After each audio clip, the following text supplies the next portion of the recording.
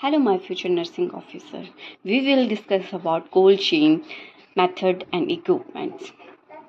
Firstly, cold chain method होता क्या है? कोल्ड चेन मेथड ऐसा मेथड होता है जिसमें वैक्सीन प्रोडक्शन साइट से मिनिमम टेम्परेचर पर वैक्सीन साइट्स तक पहुंचाया जाता है। अब हम कोल्ड चेन के टाइप्स पढ़ेंगे। कोल्ड चेन मेथड के 2 टाइप्स है, electrical method and non electrical method.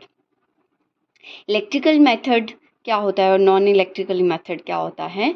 Electrical method में इलेक्ट्रिसिटी का यूज़ होता है और नॉन इलेक्ट्रिकल मेथड में जो है वो इलेक्ट्रिसिटी का यूज़ नहीं होता है। इलेक्ट्रिकल मेथड में सबसे पहले आता है हमारा वॉक इन फ्रीज़र।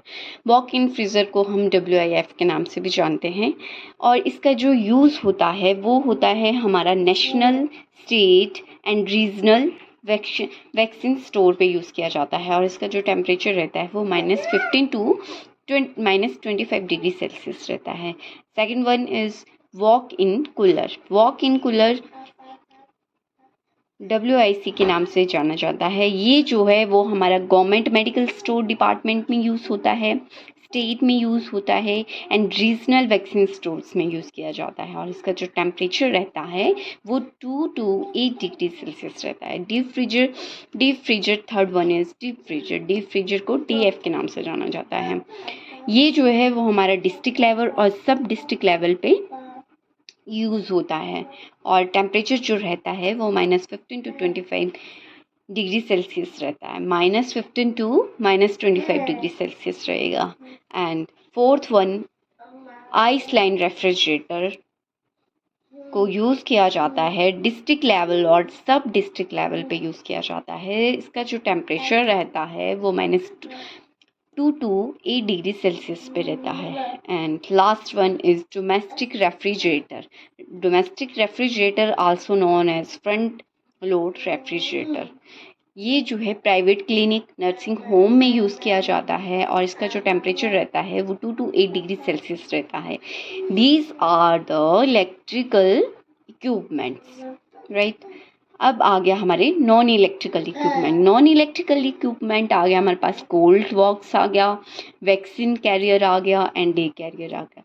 अब फर्स्टली हम कोल्ड बॉक्स एक्सप्लेन करते हैं। कोल्ड बॉक्स जो है वो हमारा यूज्ड होता है for transportation of vaccine in all peripheral centre में। अब पेरिफेरल सेंटर वो सेंटर होते हैं जैसे कि रूरल एरिया में वैक्सीन्स को पहुंचाया जाता है थ्रू कोल्ड बॉक्स।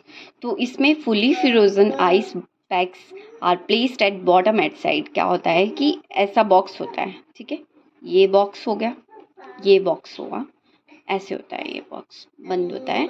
तो ये रहा, इसके चारों ओर जो है आइस पैक प्लेस होते हैं, राइट।